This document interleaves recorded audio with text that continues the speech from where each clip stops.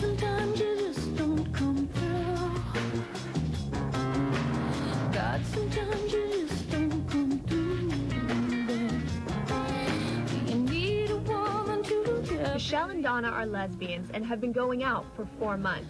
Michelle, now 20 years old, knew all of her life that she was gay, but didn't come out to her parents and friends until her sophomore year at San Francisco's McAteer High School. I started the first ever group for gay and lesbian teenagers. It was a safe space to come at lunchtime and come and meet. And it started with 2 of us. Oh my God. Yay! He was one of my good friends. What I had my mind on was that if they were able to accept me before I told them I was gay, they should have been able to accept me after I told them I was gay, because there was no difference. I was still Michelle sitting on that chair. In the beginning, it was pretty rough for Michelle. Her parents eventually accepted her homosexuality, but her friends did not. They would call me like dyke, you know. I lost a lot of friends. Most of my friends did not want to be my friends anymore. I got to a point where I locked myself in a room and I cried for 2 days nonstop. And I couldn't understand why God created me and put me in this world and made people hate me because of that. Unfortunately, Michelle's experience with her friends is all too common.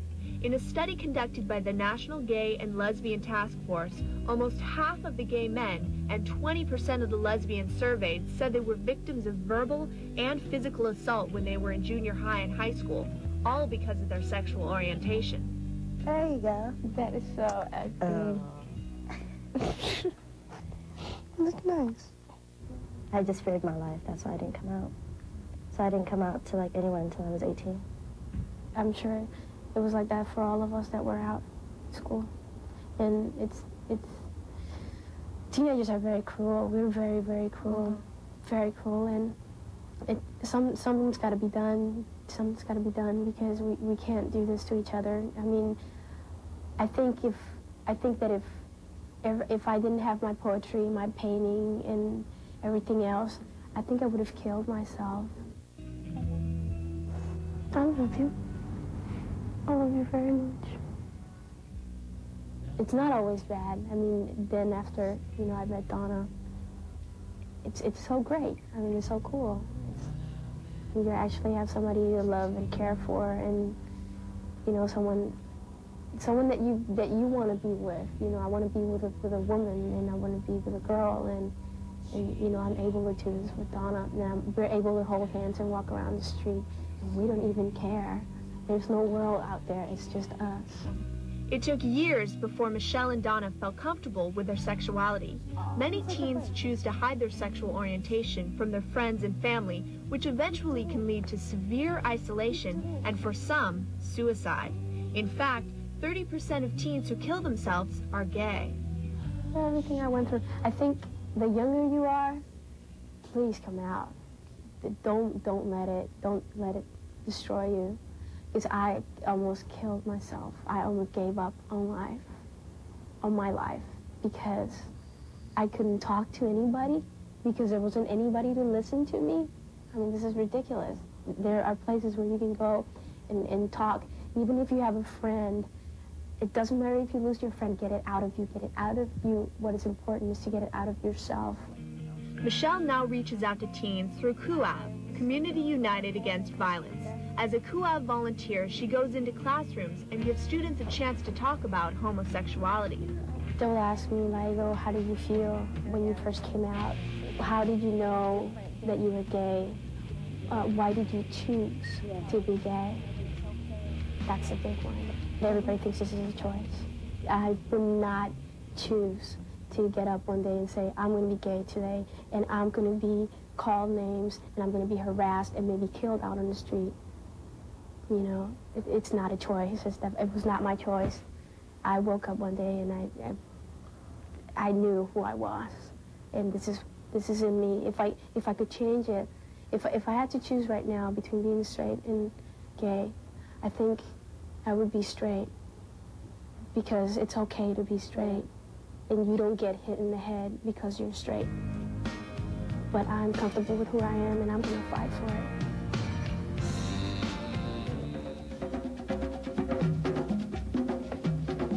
just wanted to know, how did you come about to finding a gay or a lesbian partner? Like, how did you know, like, they were, or do you guys talk, or, you know? Well, I haven't found one yet. So.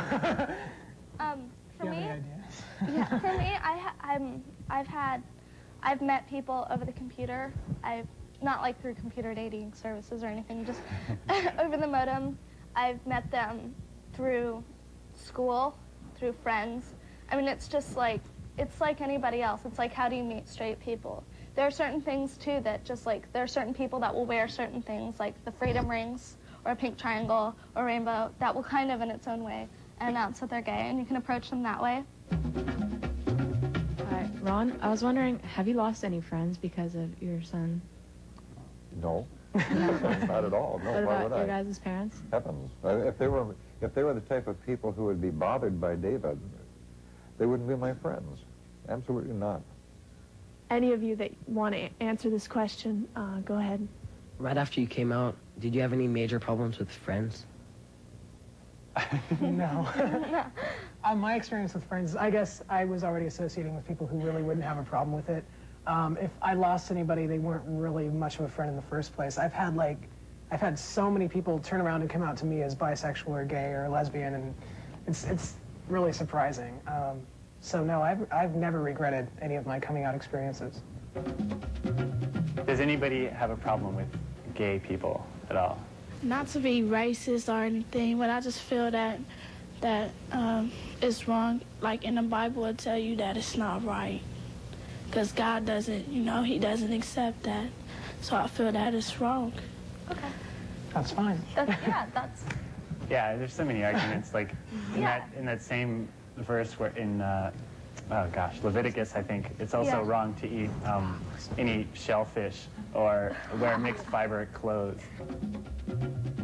I've heard that being a bisexual on some campuses is cool. Do you guys have anything to say about that kind of stuff? Oh, yeah. Yeah, I mean, if you look at, I'm stepping into the magazine industry, and it's like, you look at what's out there, like at Sassy and Mademoiselle and all those kinds of papers, it's like really chic to be a lesbian, you know. One of our writers once read in a paper from London, the best way to get a guy is to become a lesbian, because then he'll want you more, or something like that. And it's just really, it's really funky, but yeah, it's turning into this trend. I see it more in lesbians than in guys, but you're starting to see a lot more things, at least in magazines. Really? Can you comment on that? Yeah, David? I've been sort of treated like a token gay person at my school, and a lot of people, I think, were starting to hang around me and deal with me because they thought it would be cool to have their gay friend, you know. Now I've got my gay friend, now my collection's complete, or something else. And I guess the problem I have when things get to the point where they're sort of like a fad is that fads are temporary, you know, and it doesn't really last. And I'd rather see genuine, you know, tolerance than just a quick fad, or, you know, making it chic for a while or something. How effective or how helpful can your newsletter be?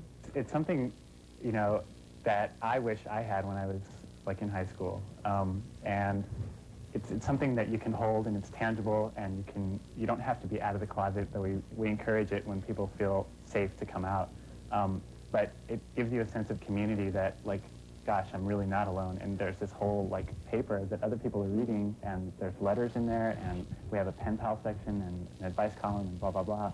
But you know, it's just, you feel like you're part of something, and that a paper that speaks to you and that's by, for, and about you. Ron, do you have any advice for parents out there? Well, my feeling is there's a tremendous range of sexuality. I don't think anybody's pure this or pure that anymore than one person's taller or shorter than another. I don't think it's that big a deal. I think that if you treat your children as human beings, which they are fundamentally, they're going to be great. And if you give them the respect that they deserve as human beings and judge them in terms of their own performance, how they assume their life role, then you can't go very far wrong with them. There's no sense yelling at them for what you made them genetically, basically. All of your stories today and your insight, I hope, have really helped people out there be more tolerant of homosexuality. Thank you very much for coming. You guys are great. Thank you very much for coming. Check out some cool volunteers.